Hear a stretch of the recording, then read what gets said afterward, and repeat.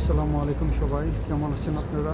আমি আছি এখন বিলবাওয়ের একটি ঐতিহাসিক জায়গা গুগেনহাইমের একটু উপরে একটি ফুলের ভাস্কর্যের সামনে এখন বিকেলবেলা মোটামুটি মানুষের চলাফেরা আনাগোনা অনেক। আসুন আমরা দেখে নিই ভাস্কর্যটি। দেখুন, এই ভাস্কর্যটি সাধারণত কুকুরছানার আদলে তৈরি করা। আমেরিকার বিখ্যাত চিত্রশিল্পী জেফ কোনস 1992 সালে এটি তৈরি করেন। পরবর্তীতে জার্মানি এবং অস্ট্রেলিয়ার বিভিন্ন জাদুঘরে এটি ছিল। পরবর্তীতে 1997 সালে সলোমন গুগেনহাইম ফাউন্ডেশন এটি অধিগ্রহণ করে। তখন থেকেই এই ভাস্কর্যটি এখানে রয়েছে, অর্থাৎ 1997 সাল থেকে ভাস্কর্যটি এখানে রয়েছে।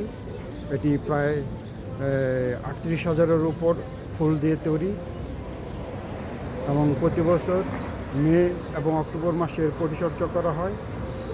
এটার সাধারণত রূপটা বদলানো হয়। এখানে এটি রক্ষণাবেক্ষণের জন্য একটি চৌকস দলও রয়েছে এখানে, এবং প্রতি 2 বছর 3 বছর পর পর এটি পুরাটা দৈহিক আঙ্গিকের যে রূপটা সেটিরও বদল করা হয়।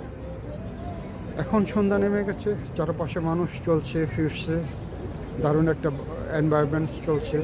চারপাশটা মানুষ ঘুরছে ফিরছে, একটা সুন্দর একটা কী বলে এটারে ভাইবস। এখানে মানুষ দারুণ মুডে আছে। এখানে চারপাশটা অ্যাকচুয়ালি সুন্দর, চমৎকার একটা চারপাশ। সব কিছু মিলে অনেক সুন্দর। দেখুন এর চারপাশের বিল্ডিংগুলো দেখুন, এটি তৈরি এবং সুন্দর কনস্ট্রাকশন করা। মানুষ এখানে আসছে, চলছে ফিরছে, ঘুরছে।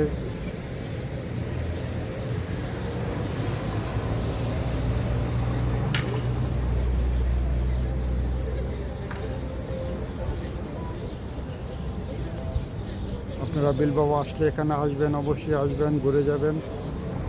এটা অত্যন্ত একটি পরিচিত টুরিস্ট স্পট।